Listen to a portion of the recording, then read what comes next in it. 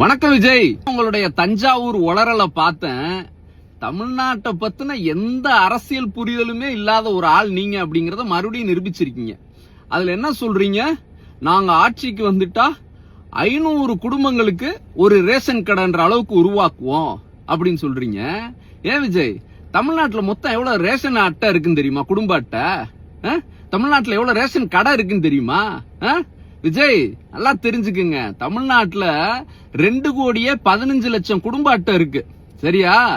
கடை 37,328 கடை இருக்கு. அப்படின்னா 500 சில்லற குடும்பத்துக்கு ஒரு ரேஷன் கடை தமிழ்நாட்டுல இருக்கு. சரியா? இதுல இந்த தகவலே தெரியாம இது என்னமோ ஒரு பெரிய அறிவிப்பு மாதிரி வந்து சீனை போட்டுட்டு இருக்கீங்க. ஏன் விஜய்? என்ன what bro, it's very wrong bro. அப்புறம் இன்னொன்னு என்ன சொல்றீங்க? கடவுளுக்கே படையல் வைக்கிறவங்க விவசாயி, அந்த விவசாயிகளுக்கு நாங்க என்ன செய்வோம் தெரியுமா அப்படின்னு இந்த டயலாக் விடுறதுக்கு முன்னாடி விவசாயிகளுக்கு யார் உண்மையா தமிழ்நாட்டுல செஞ்சது தெரியுமா? 1989 முத்தமிழறிஞர் கலைஞர் முத விவசாயிகளுக்கு எல்லாம் இலவச மின்சாரம் கொடுத்தாரு. எங்க வீட்டுல 2 அண்ணன், 2 பேரும் கார்பரேட்ல வேலை பாக்குறாங்க. ஒருத்தர் யூஎஸ்ல இருக்காரு.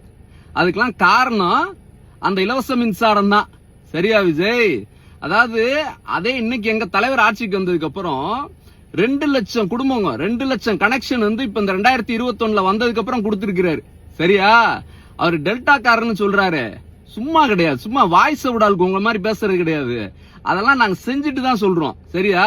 2007 என்ன படம் நடிச்சிட்டு இருந்திருப்பீங்க நீங்க? அழகிய தமிழ் மகனா என்னமோ ஒரு படம் நடிச்சிருப்பீங்கன்னு நினைக்கிறேன். அப்ப எங்க தலைவர் முத்தமிழறிஞர் கலைஞர் விவசாயிகளுக்கான பயிர்க்கடன் 7,000 கோடி அதை ரத்து பண்ணார் விஜய். சரியா?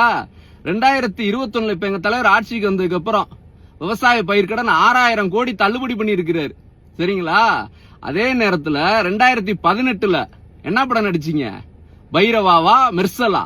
அந்த டயத்துல எங்க தலைவர் காவிரி உரிமை மீட்பு பயணம்னு டெல்டா விவசாயிகளுக்காக அங்க நடைபயணம் மேற்கொண்டார். சரியா? சீன் கிடையாது, ரியலா செய்வோம், சம்பவம் செய்வோம். டெல்டாக்கு இன்னொன்னு என்ன தெரியுமா முக்கியமான விஷயம்? காவிரி நடுவர் மன்றம் இருக்குல்ல, யார் அமைச்சது? 1990 முத்தமிழறிஞர் கலைஞர் சொல்லி விபி சிங் அமைச்சர். அந்த இதுல பாத்தீங்கன்னா தமிழ்நாட்டோட உரிமையை 2007 பெற்று கொடுக்கும் போது எங்க தலைவர் முதலமைச்சர் அந்த உரிமையை பெற்று கொடுத்தவர். சரியா?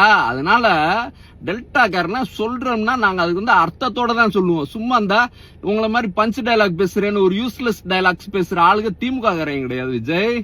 சரியா விஜய்? அப்புறம் அதுல இன்னொரு விஷயம் என்ன சொல்றீங்க? மீனவர்கள் அப்படின்னு சொல்லிட்டு பொங்குறீங்க. மீனவர்களுக்கு இந்த மீன்பிடி தடைக்காலம்னு ஒண்ணு இருக்கு, தெரியுமா விஜய்? அதெல்லாம் அதாவது அவங்க ஏப்ரல்ல இருந்து ஜூன் வரைக்கும் மீன் பிடிக்க போக முடியாது கடலுக்கு. அந்த காலகட்டத்துல ஒவ்வொரு மீனவ குடும்பத்துக்கும் 8,000 ரூபாய் கொடுக்கிறாருங்க தலைவர். தெரியுமா அது? அதாவது திருவள்ளூர்ல இருந்து ராமநாதபுரம் வரைக்கும் இருக்கிற கோஸ்டல்ல இருக்க ஒவ்வொரு மாவட்டத்திலையும் 1,62,000 மீனவ குடும்பம் இருக்கு. அத்தனை மீனவ குடும்பத்துக்கு மாசத்துல 8,000 கொடுக்கிறார். நீங்க என்ன பேசிருக்கணும்னா, நம்ம மீனவர்கள் அங்க எவனும் டச் பண்ண கூடாது இலங்கைக்காரன் அப்படின்னு சொல்றீங்கல்ல. அப்ப நரேந்திர மோடியை பேசணும் விஜய். அதுக்கு துணிச்சல் வேணும். துணிச்சல் இல்லாத கோடையில நீங்க, அதனாலதான் உங்களால பேச முடியல. அப்புறம் தண்ணி திவால் அப்படின்னு சொல்லி சொன்னீங்க பாத்தீங்களா? 2009 என்ன படம் நடிச்சிட்டு இருந்திருப்பீங்க நீங்க? அந்த படம் எனக்கு ஞாபகம் இல்லை, ஏன்னா எப்படி பிளாப்பா தான் இருக்கும்னு நினைக்கிறேன். அந்த காலகட்டத்துல ராமநாதபுரத்துல வறண்டு கிடக்கும் பாலைவனமா இருக்கக்கூடிய அளவுக்கு தண்ணி இல்லாத இருந்த சூழல்ல எங்க தலைவர் ராமநாதபுரம், அதாவது காவேரி கூட்டு குடிநீர் திட்டம்னு கரூர்ல இருந்து தண்ணியை ராமநாதபுரத்துக்கு இந்தியாவில எந்த தலைவனும் செய்யல. துணை முதலமைச்சரா இருக்கும்போது 2009 கொண்டு வந்தாரு. அப்படி தமிழ்நாட்டுல ஒரு இடத்துல குடிக்க தண்ணி இல்லைன்னா உடனே அதற்காக ஒரு திட்டம் கொண்டு வருவாரு எங்க தலைவர். சீனு கிடையாதுமா எதுவுமே. அப்புறம் என்னமோ பேசையில பஞ்சில இங்க இருக்கிறவங்க எல்லாம் என்னுடைய அண்ணன் தம்பி மாதிரி, அக்கா தங்கச்சி மாதிரி அப்படின்லாம் பஞ்சு பேசுனீங்களே. இதெல்லாம் 60-70 வருஷத்துக்கு முன்னாடி முத்தமிழறிஞர் கலைஞர் உடன் பிறப்பே அப்படின்னு சொல்லி இதெல்லாம் பேசிட்டோம் நாங்க. அதனால புதுசா எதையாவது ட்ரை பண்ணுங்க விஜய். அப்புறம் சொன்னீங்களே டெல்லி அணியா தமிழ்நாடு அணியா அப்படின்னு. தமிழ்நாடு அணி தான் ஜெயிக்கும். டெல்லி அணி யாரு?